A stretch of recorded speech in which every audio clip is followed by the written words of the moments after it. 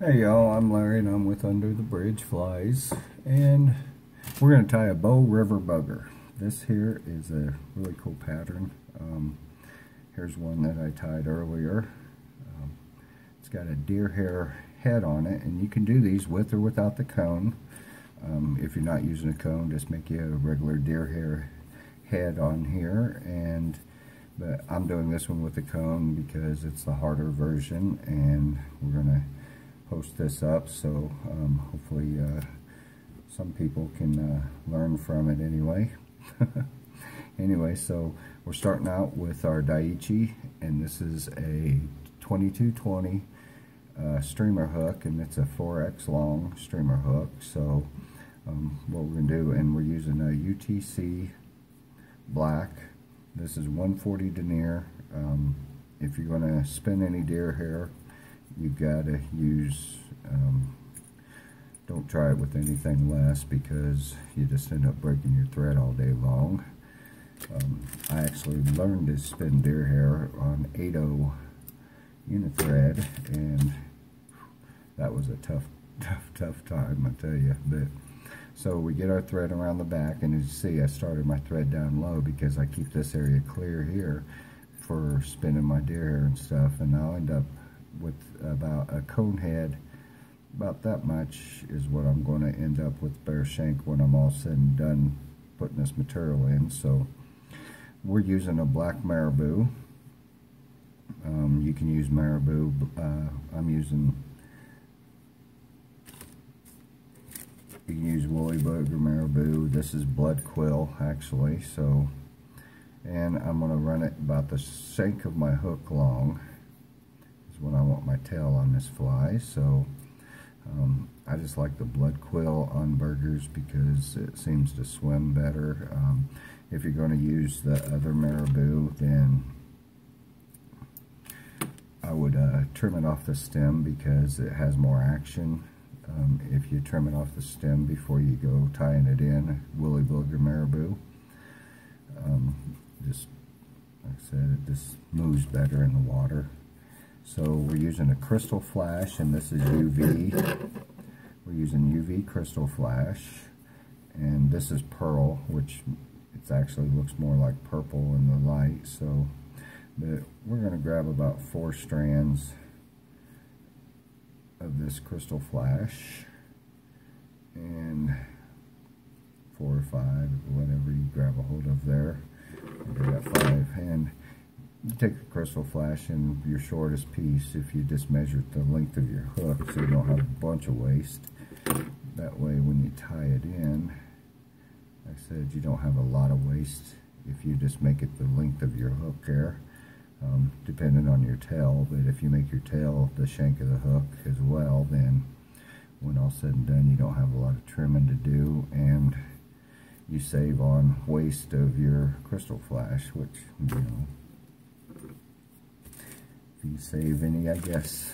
So I'm using a saddle hackle, and we're making these dyed purple saddle hackles. This is a good fly. It'll work for, you know, trout or even steelhead. It'd be a good steelhead pattern as well. So we're just going to grab us a saddle hackle out of here, and we'll trim away the tip.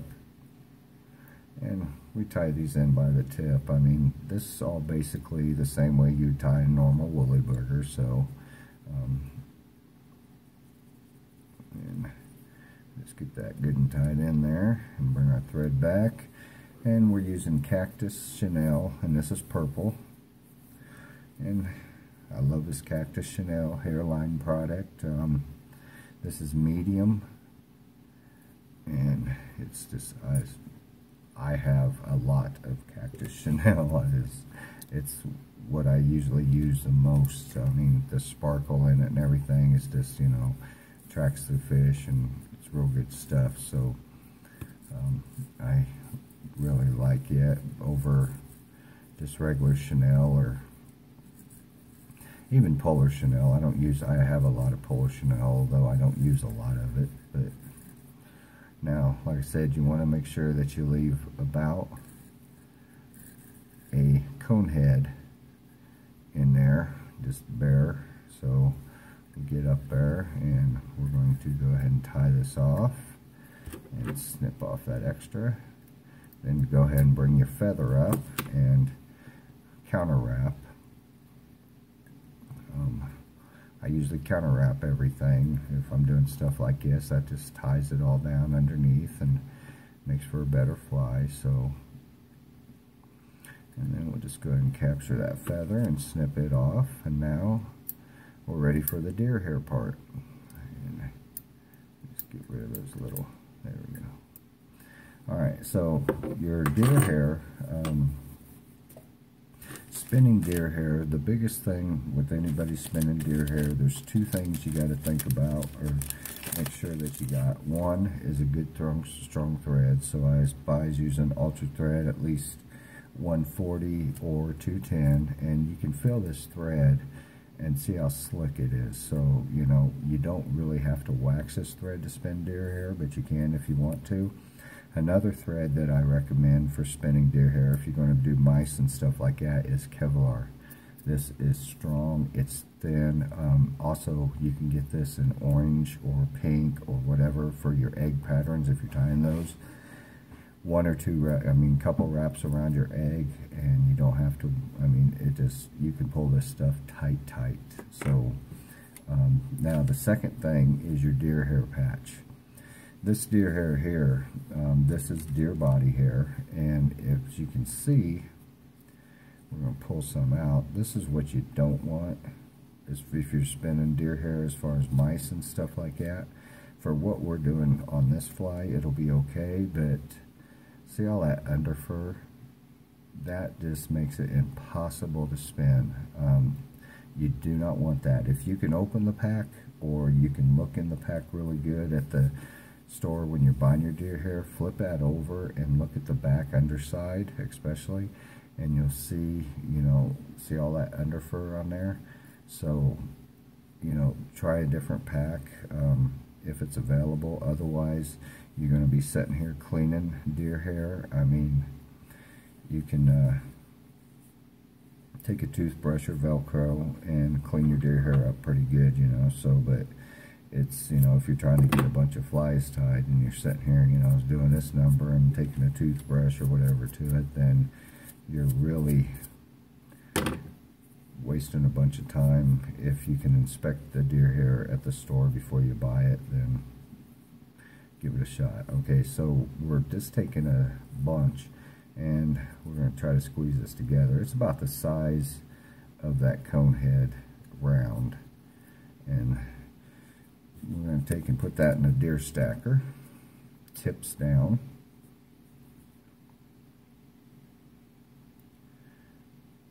Just like so, and go ahead and stack that.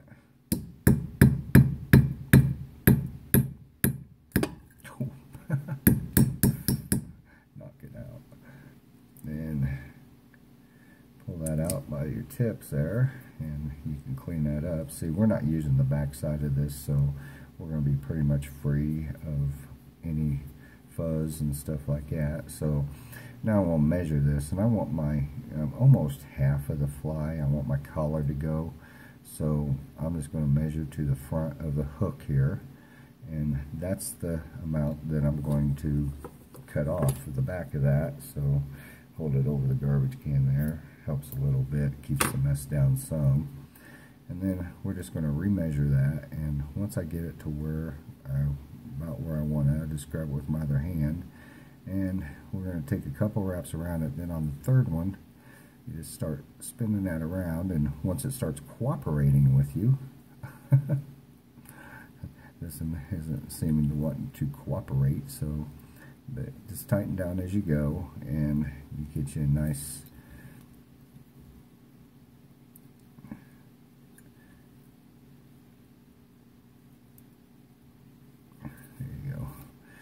get you a nice collar around that with your spun deer hair. I don't really worry about the bottom too much because I usually trim that out anyway, but I want a good color on the sides and the top. Alright, so once you get that, if you take your cone, you can push that back and kind of hold back with your fingers, and then you can get up in front of that deer hair and throw some wraps, and see how that holds all that back here. So now we're just going to grab us another chunk of deer hair about the same size, and this time don't worry about the tips or stacking it. We're just going to cut that off, because we're going to cut the tips off till we're got about an inch and a quarter. You see that fly out of there? And this time we are going to have to clean it up just a little bit, so that big old lip came out of that thing. Alright, so once you got that, then you're just going to do the same thing. Now your thread's up front, and you want to keep that up front, so once you start spinning this, you're just going to have to help it along a little bit, because you're trying to get it under that cone. And then see how I move that cone a little bit, and as we tighten this up, now we want to get our thread to the front of that cone, and once you get it up in front there, you can start twisting around the front, and you see how that tightened up around that cone there. But now my thread is sitting, way up inside that cone, because we slid it. It's all just sliding down in there, and you can't see the thread. So we'll just throw some whip finishes around this thing, and we don't want to expose the thread if we can get away with it. So you just want to give that some tugs, because you want to get that up in front and tight too. So make sure your whip finishes are good and tight, and then double whip finish. There's really no need for glue or anything on this fly, because we are double whip finishing it and everything's slid up inside of there. So, but it's still loose enough to where we can turn it once we trim it if we need to. So, alright, the next thing you're going to do is get you. Some guys trim these with scissors, some guys, with razors. I do it with razors, and if you go to the dollar store, Family Dollar, Dollar General, Dollar Tree, Dollar this, Dollar that, everybody's got one in their town. These are literally $1 for 5 of them. And you can, they're double-edged, but the thing with these is they're very flexible. So you can bend these things to shape your deer hair, and they work really good. And if you get a good one, you see I'm just pushing that and it's trimming that deer hair, so I don't have to saw back and forth. I'm getting a good clean cut all the way down there. But the thing, just be careful, because if you push too far, you will cut the deer hair that you don't want to cut, and you don't want to cut your collar. So but we're just going to shave this thing up a little bit, and get your toothbrush in there and just kind of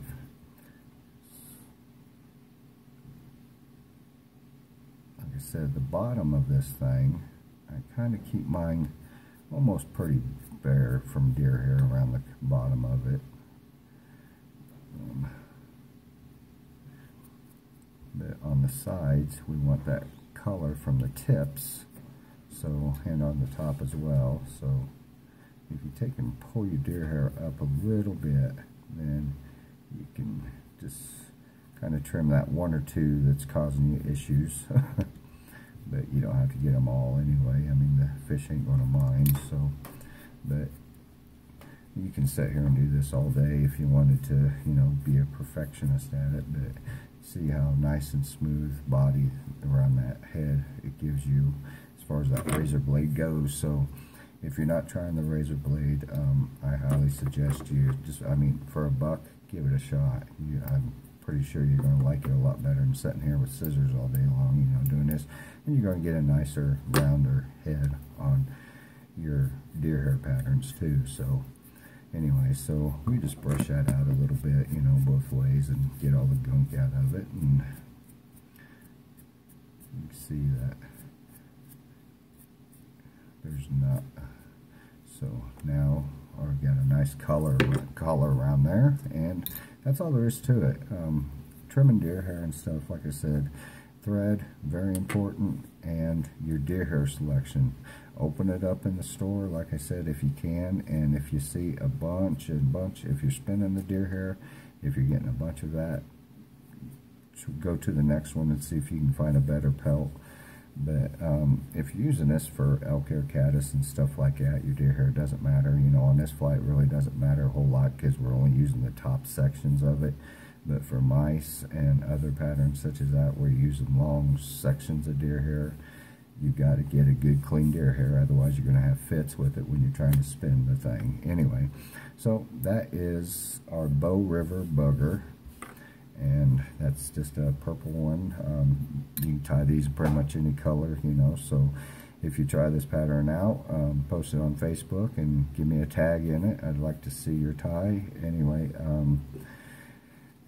if Under the Bridge Flies is my Facebook page. Come by and like it, and hit subscribe to my YouTube channel here. I post videos, you know, quite often on there.